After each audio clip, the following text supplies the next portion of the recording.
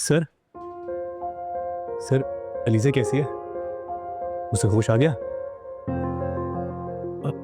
नहीं, मैं ज़्यादा वक्त नहीं लूँगा, मैं बस उसकी खैरियत जानने आया हूँ।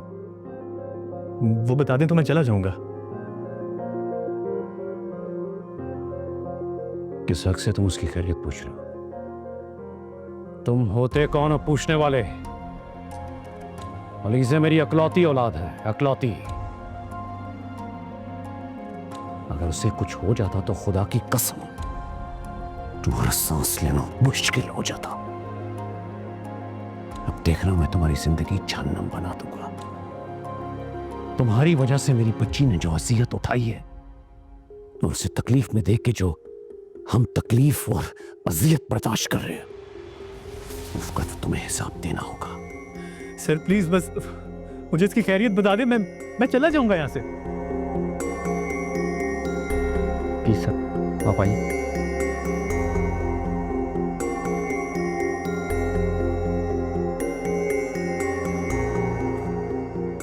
अरे सर, आप क्यों नहीं समझ रहे? मुझे सिर्फ उसकी खैरियत जाननी है, मैं चला जाऊँगा यहाँ से। शराफत से जाते हो या दूसरा तरीका अख्तियार करो? सर मैं आपका वक्त नहीं ले रहा, बस इतना बता दें कि वो ठीक है, उसे होश आ गया।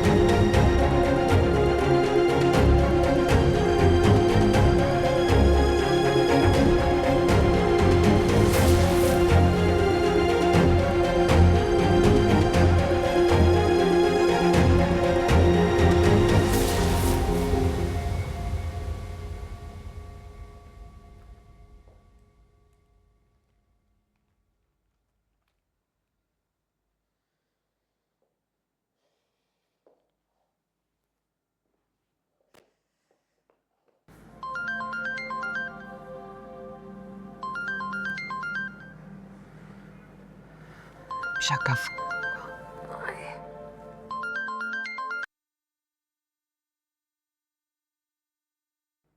वालेकुम अस्सलाम।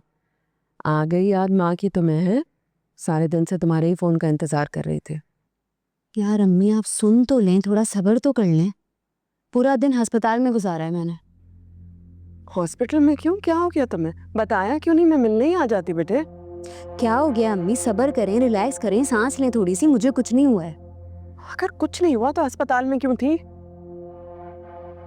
वो अलीज़े का एक्सीडेंट हुआ है। क्या? कैसी है वो? कैसी है क्या? जिंदा ही है। ऐसे नहीं कहते रमशा, वो भी किसी की बेटी है। वो किसी की बेटी नहीं, अर्जुमंद की बेटी है। और मुझे ना ही अर्जुमंद में और अलीज़े में कोई इंटरेस्ट है। वो जिए या मरे, मेरी बला से।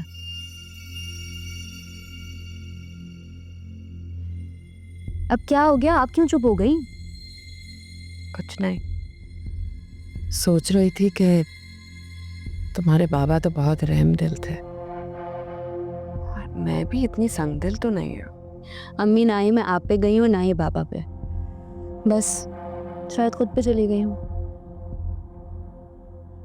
आप ये बताएं कि ताबिश तो नहीं आया सजल के आगे कोई दुखड़ा रोना? नहीं, सचल बता रही थी कि अस्पताल में उसके किसी दोस्त का एक्सीडेंट हो गया।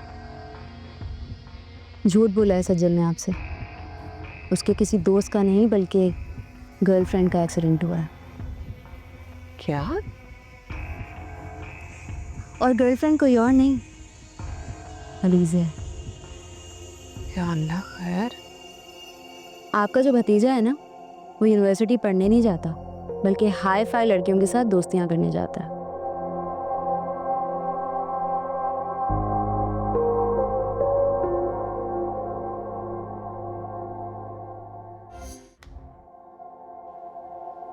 मैंने कभी नहीं सोचा था कि इसको इस हाल में देखूंगी। हाँ नहीं, जहाँ तक मैं आपको जानता हूँ, आप वेरी ब्रेव। बस आप देखिएगा, she'd be perfectly fine इंशाल्लाह। आशा देखो ना इसकी हालत, ये तो अभी भी इंजेक्शन की सुई से डरती है। She must be in so much trauma. Arjuman खुद को संभालो।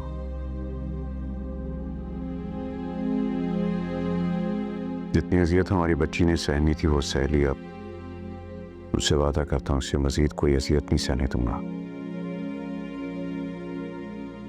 अगर तुम ऐसे ही चाहते हो ना तो उस लड़के को ऐसी सजा दिलवाओ कि वो दोबारा इसकी जिंदगी में कभी आने का सोचे भी ना।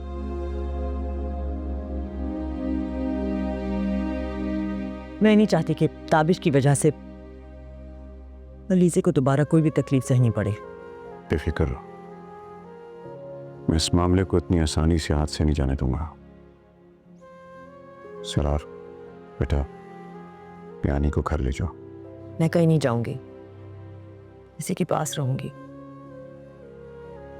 मेरी डॉक्टर से डिटेल से बात हुई थी Arjuman. She is out of danger. जाहिर है उसे बहुत सी मेडिसिन इंजेक्शंस लगे हैं तो जिसकी वजह से वो गनूदगी में है। लेकिन तुम्हारा यूं इस तरह बैठना मुनासिब नहीं होगा। थोड़ा घर जाके रेस्ट कर लो। मेरा दिल नहीं मान रहा। मेरा भी नहीं मानता कि तुम इस अजियत में बैठे हुए यहाँ देखो। अली, तुम कल बिल्कुल ठीक कह रहे हैं। बहुत स्ट्रेसफुल टाइम गुजारा है आपने। घर चले हैं, चलकर आराम करें। सलार, टेक केयर ऑफ यानी। अच्छा अच्छा, मैं नानी को ड्रॉप करके आता हूँ। नहीं, तुम्हें बेटा आने की जरूरत नहीं है, बल्कि घर अपने यानी का ख्याल रखो। इन्हें कुछ खाना वाना खिलाओ। हो सके तो स्लीपिंग पिल्स देकर इन्हें सुला देना, वरना जागती रहेंगी सारी रात। जी ठीक है। आप सपना और फलीसे का ख्याल रखिएगा। नहीं चले।